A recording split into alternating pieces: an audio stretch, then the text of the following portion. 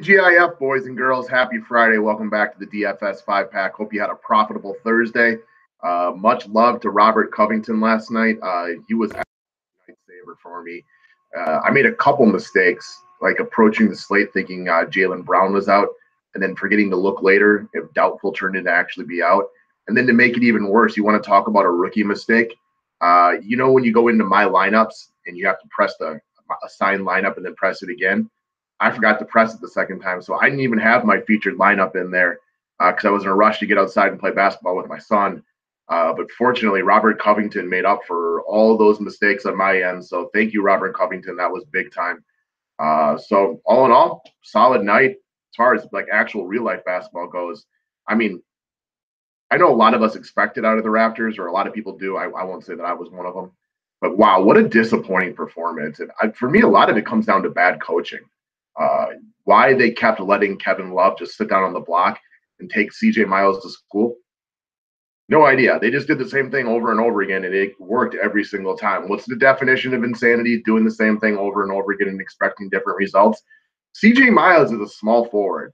Kevin Love is a power forward. Why do you think that he's going to be able to check it? It is not working. Obviously, LeBron was brilliant, but we've kind of come to expect that. But very disappointing performance by them. I don't know if I'm disappointed in the 76ers or just continue to be absolutely amazed by Terry Rozier and the Boston Celtics. I just got to keep giving it up to Brad Stevens. He is the best coach in basketball right now, in my opinion. It's hard to say anybody better than Pop with the resume. But right now, Brad Stevens is just amazing. And what he's getting out of these kids, Terry Rozier is cold-blooded, man. I wish that guy was on my squad because he's just absolutely cold-blooded.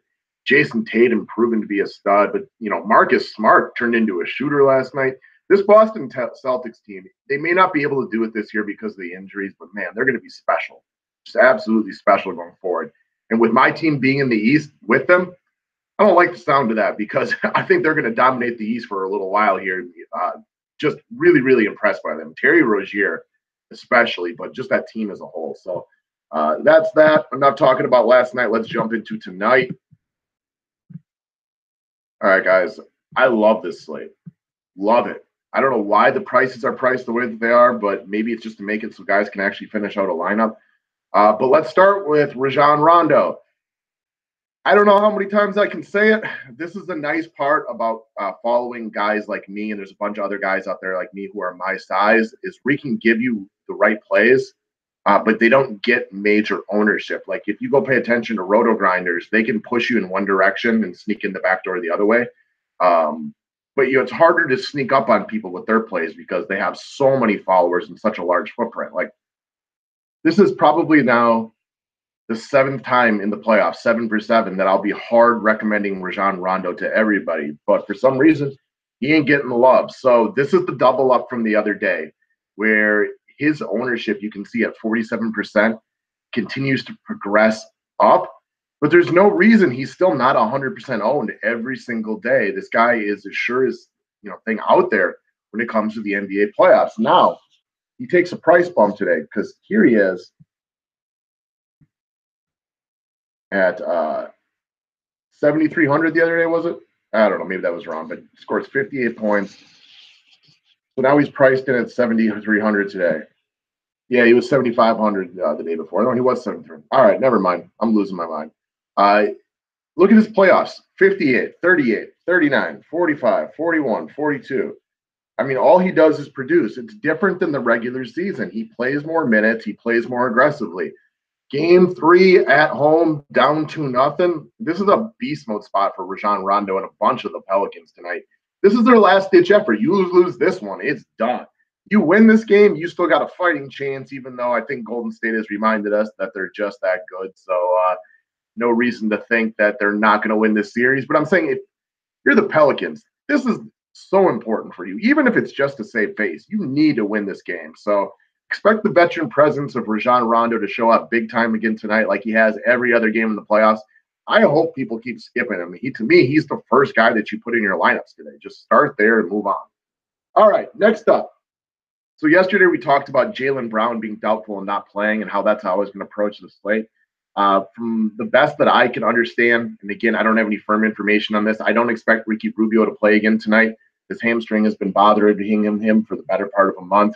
As a guy who's lost at least 3 slates, specifically because of that hamstring and him getting late scratched or pulled early, I've been all well too aware of this one, as having donated some DraftKings funds out to the public due to Ricky Rubio's hamstring. So I do not expect him to be in tonight. What I do expect is a home game at Utah.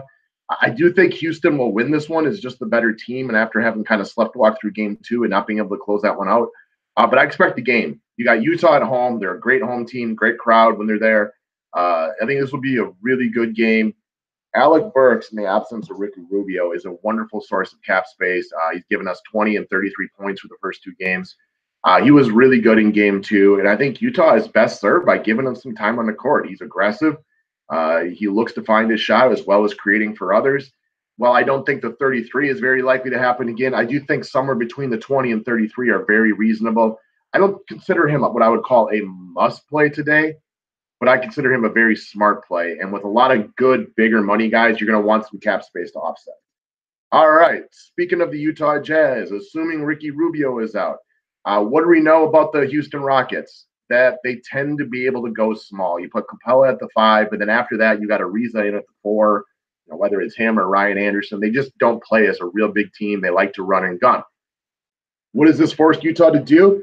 It forces them to run Jay Crowder for more minutes than Derek Favors, which is just beneficial for them as far as the matchup is concerned. What have we seen out of Jay Crowder the first 2 games? He's been really good. Other than that last game at OKC where he shot 2 of 10 and didn't do much else, he's been really good in 3 of the last 4 games. Again, they're going to likely have to continue to go small again tonight. So we don't have any reason to believe Jay Crowder won't play, similar minutes that he did the last 2 games. And if he can roll into even 25 points today, which is a letdown from where he has been, you're good with that production based off a salary of $4,700.